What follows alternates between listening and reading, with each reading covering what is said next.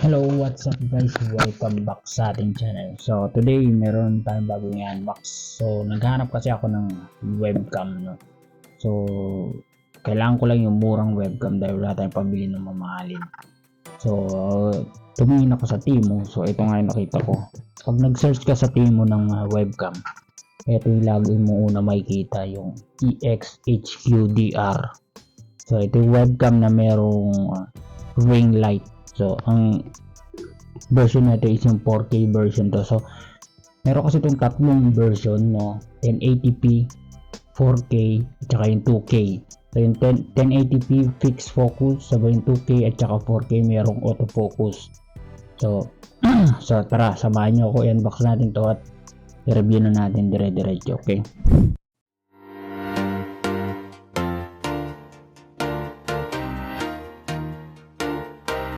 okay guys, eto na nga yung ating nabiling 4K camera webcam na EXHQDR webcam series. So 4K version, privacy cover, plug and play, HD video call, and microphone. Tara, buksan na natin, let's go. Okay, so meron siyang manual. So ito na nga yung camera niya guys. May kasama siyang tripod. So meron siyang adapter USB 3.0 to USB-C. Okay, then meron siyang tripod, maliit na tripod, and yung kanyang camera. Okay, so yung camera niya natatanggal yung, pwede siya ikabit sa tripod. Ganda. Yan na nga siya guys. Kailangan lang natin sikipan. Yes. Yan yung ganyan tripod. Nilitan lang natin. Okay, yan siya guys, yung makita. So meron siyang privacy cover. Okay, tanggalin natin tong plastic. Testingin natin yung ilaw niya. Yun. So touchscreen pala siya. Soft touch. Soft touch lang siya guys.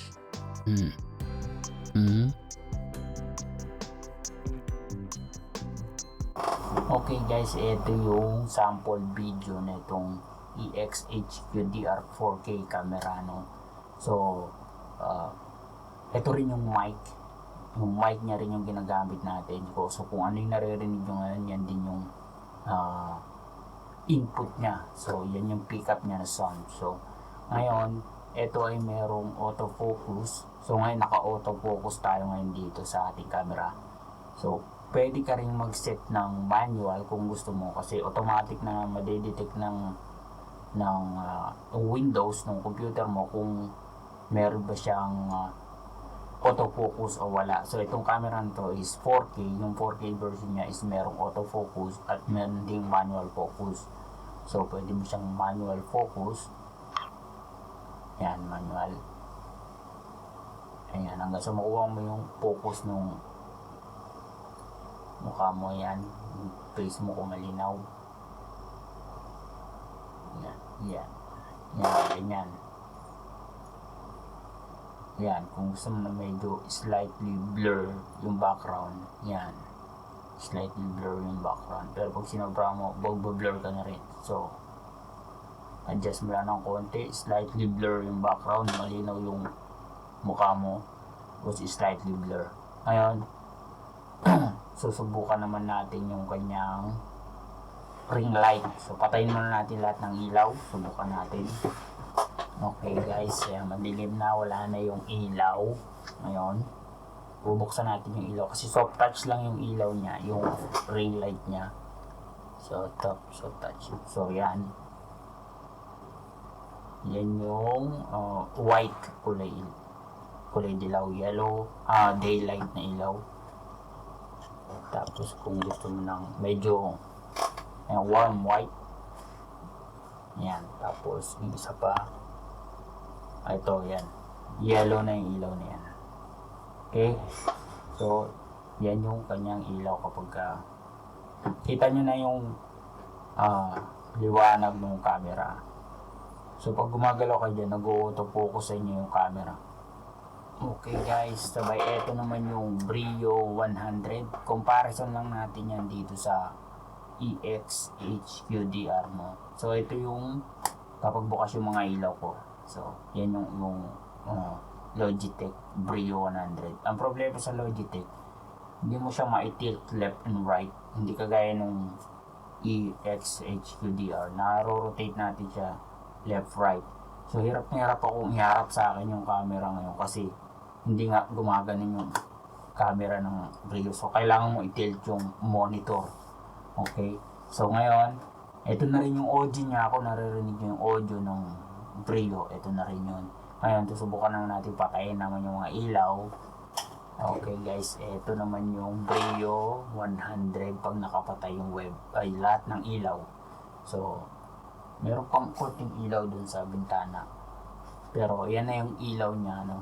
May konting ilaw naman yung camera ng Brio 100. Pero halos walang epekto. Makikita nyo, ganyan, madilim. Camera, yung ilaw lang ng monitor yung nagre-reflect sa atin para makita. So, comparison talaga mas malinaw yun. Tsaka mas maliwanag siyang tingnan kahit na hindi nakabukas yung kanyang ring light.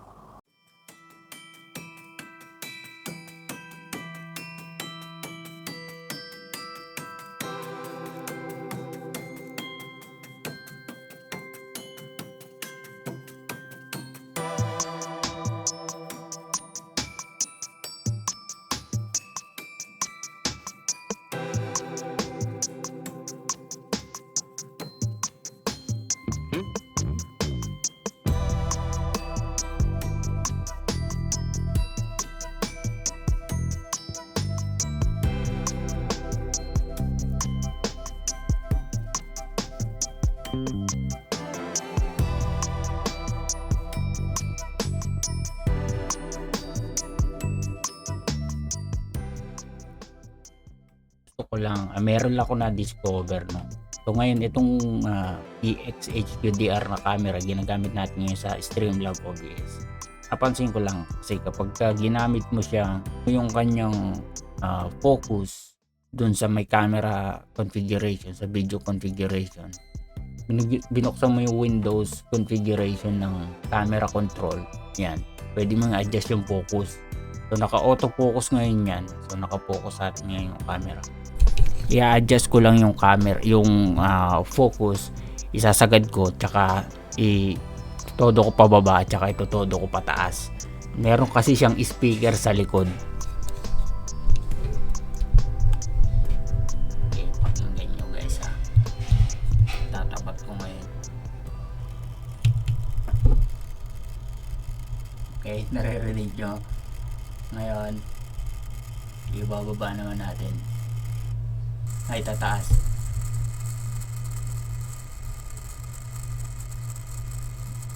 Ngayon, balik na natin sa auto. Okay, so narinig nyo guys. Meron siyang parang, ewan ko kung anong klaseng sounds yun. Hindi naman siya nadidetect na speaker ng Windows. Pero kapag in-adjust mo yung focus sa minax mo yung focus niya, tsaka minimize mo pinakamababa tsaka pinakamataas, nagkakaroon siya ng parang ground na sound.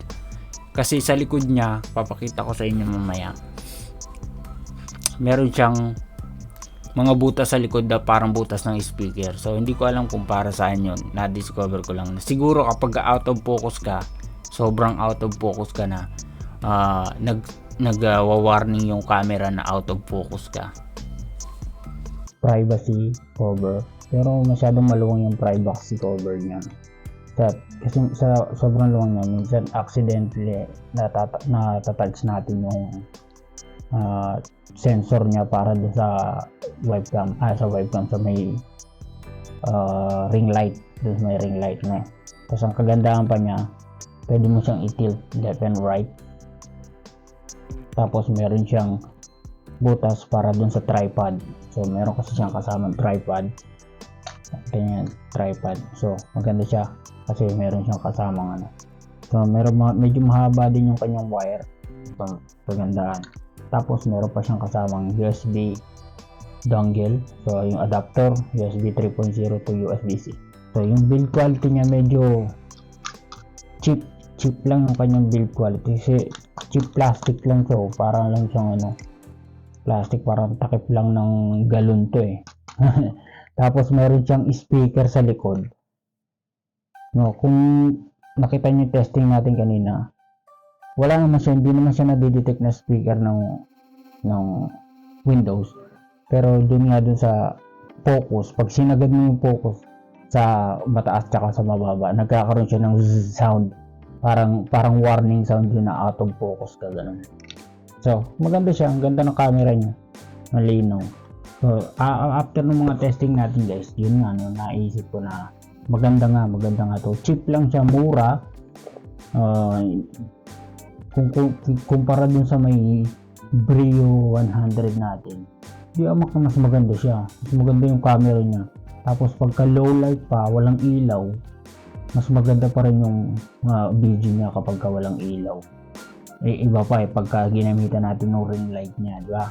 Diyan nagtatapos ang ating review dito sa EXHQDR Q9 4K model webcam, no? Maganda siya guys. So sulit naman to. Kung gusto niyo bumili nito, lalagay ko na lang yung link sa description, at diyan magtatapos yung ating review. At kung meron kayong nakuha valuable information sa ating video, don't forget to like, share, and subscribe. At kung meron mo kayong any suggestion, please comment below. And see you again in the next. Bye bye.